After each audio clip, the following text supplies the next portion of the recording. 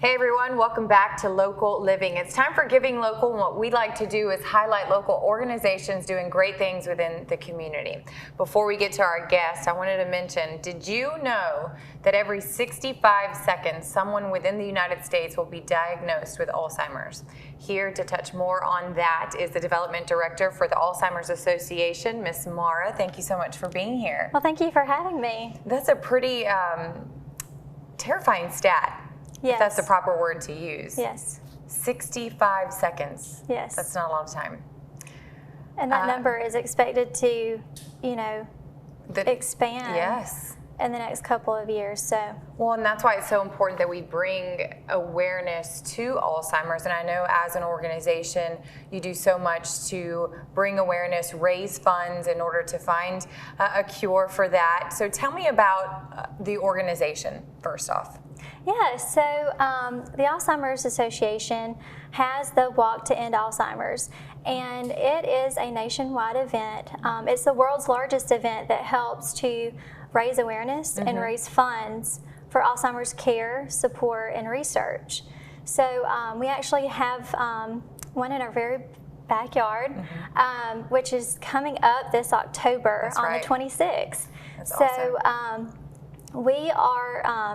We are gearing up for the big event, and and people can get involved. Yes. And that's what's the really important thing for the community to know, that there is an opportunity for you to be a part of this walk. And so one of the ways that you can do that is starting a team. Tell everybody how that can happen. Yeah, so you can register at georgiawalk.org. It's completely free to register. You'll click on Evans, Georgia for our local event, and it'll walk you through the steps to register. Once you have your participant page and team page up and running, you have all the tools to help you succeed, whether it's sending emails or coming up with fundraising ideas. You also have your local staff member, myself, as well as our awesome committee to help you along the way. That's what's really great about that, is that the tools are provided, so it makes the process a little bit easier, because some people might say, well, I'm not good at that, or I don't know how to do that. Well, you guys do provide the resources. What are some of the ways that people can raise money? So they can host fundraisers, whether they're a church, a family and friends team, or a business in the community. There's different fundraising ideas, like hosting a movie night, whether it's in your neighborhood. That's always fun. Yeah. You can throw in some popcorn and refreshments for a donation. You can put your participant link or team link on Facebook. Social media is huge. Absolutely. You're able to share your story and share your passion about why you are joining this cause. Right. And really, with a stat like that, every 65 seconds, it just goes to show that a lot of people are affected and can be affected by this, Yes. whether it's your family member, friend, or loved one.